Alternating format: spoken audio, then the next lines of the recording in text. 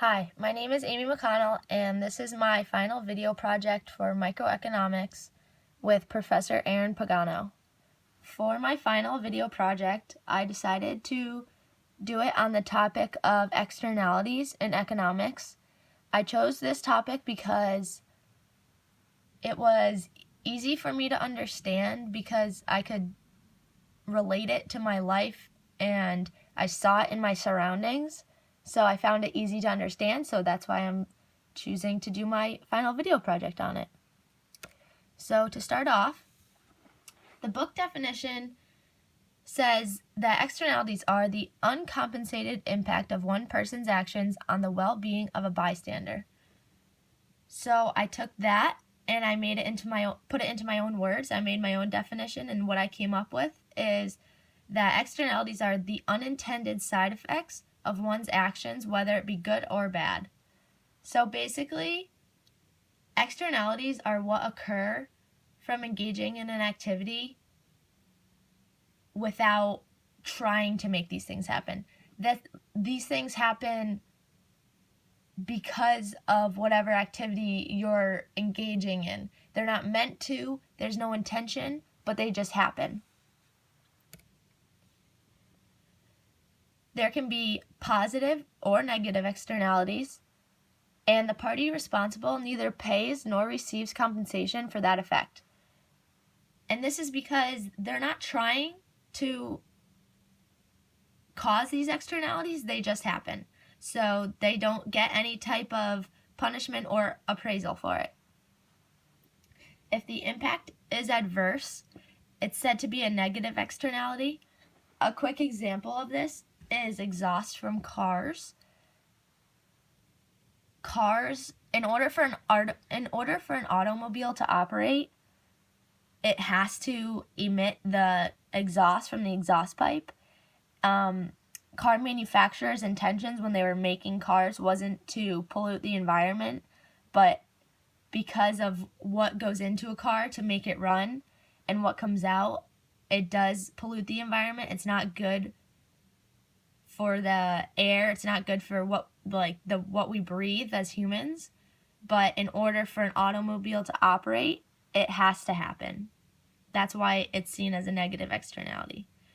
If the impact is beneficial, it's seen as a positive externality. For example, technological advances. These are seen as positive externalities because if you think about it, our world is heading in such a technologically centered society that anytime we hear about breakthroughs, it's exciting news for everyone because everyone can gain from it. Everyone will be able to use this technological advance because everyone in our society is so technologically inclined nowadays, starting at such a young age. And it's basically like the spread of knowledge. When a technological advance occurs, everyone knows about it, so that's more knowledge gained by everyone, which is a positive thing. So to help you better understand, I listed some more examples and I'm just going to explain them in a little bit more detail because this is what I found helped me to understand a lot. So for negative externalities, I have an example. So pollution from factories. When you're driving along the highway and you see the manufacturing company on the side of the highway with the big pipes coming out of it and the billowing smoke across the sky, that's pollution. But that's a negative externality that comes from a manufacturing company. In order for them to use the equipment that they do and operate, they have to emit those fumes, but it's pollution to the environment. Car exhaust, I just talked about that a little bit earlier, but basically, again, emitting fumes into the air that aren't good for humans, they're not good for the environment, but in order for a car to run, it has to happen. It wasn't the intention of making cars, it's a side effect. On a smaller scale, barking dogs or loud music can be negative externalities. Think about if you were trying to take a nap on a Sunday afternoon and your neighbor has a dog that just won't stop barking. It's not the neighbor's intention to keep you up when you're trying to nap on a Sunday afternoon, but it's the dog's nature to bark. That's what dogs do. So it's keeping you up, and that's a negative externality. In the context of loud music, if you have neighbors that are teenagers and it's a Friday night and they're throwing a party, but you have to get up for work the next morning, unfortunately, and they have their music blasting, that's a negative externality of the activity they're engaging in. What they're doing is they're having a party and listening to music. That's the activity that they're engaging in. But because of that, it's keeping you up, but that's not their intentions at all. Another one, destroying nature to build roads. I put this in negative externalities, but if you were in support of building the roads, it could be seen as a positive externality. So destroying nature, you're destroying the home of animals. You're destroying what people enjoy to look at, scenery. So that can be seen as a negative externality because you're destroying nature. Some examples of positive externalities. Technological advances, I talked about those earlier. Spreading knowledge, it's gaining information for each person to hold on to and use to their advantage. Restored historic buildings / having a well-kept landscape.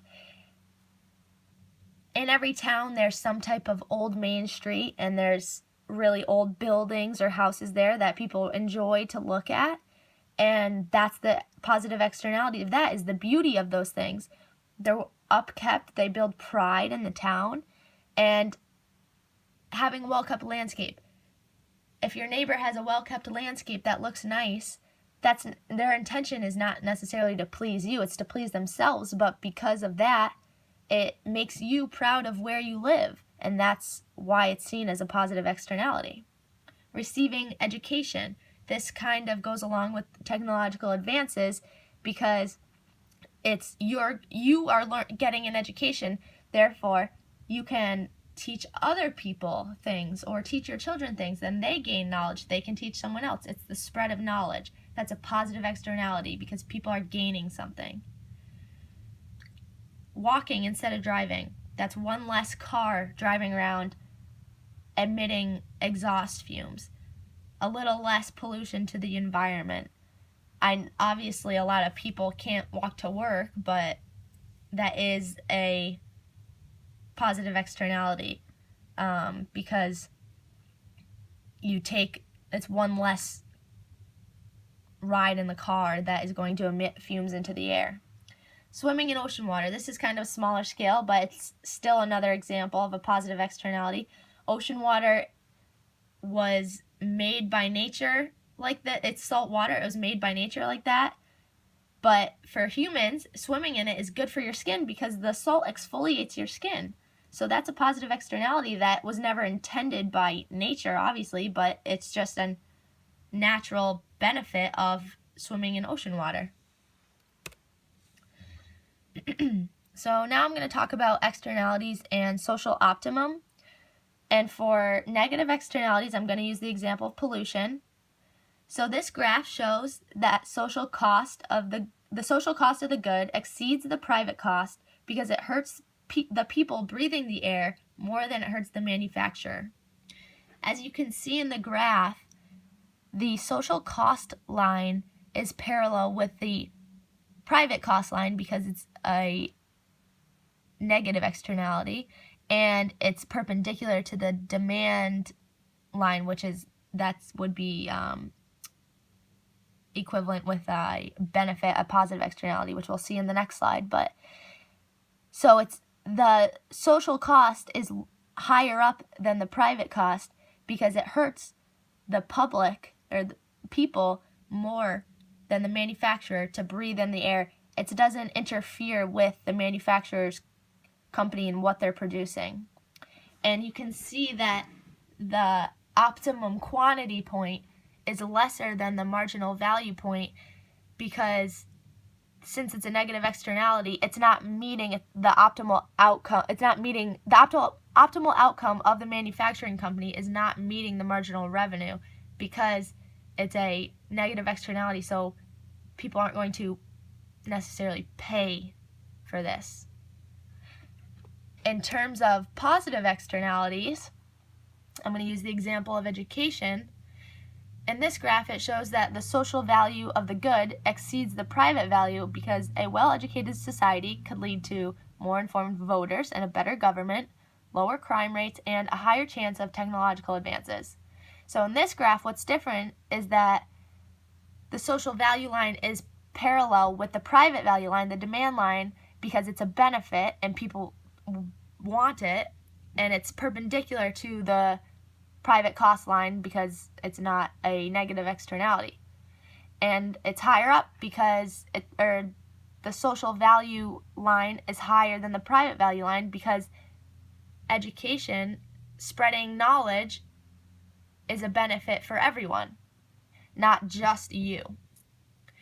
And in this graph, the marginal revenue point, which is identified by Q market, is actually lesser than the optimum quantity point, which is represented by Q optimum. And that's because the optimum quantity of education exceeds the marginal value because people want it and people will pay for it.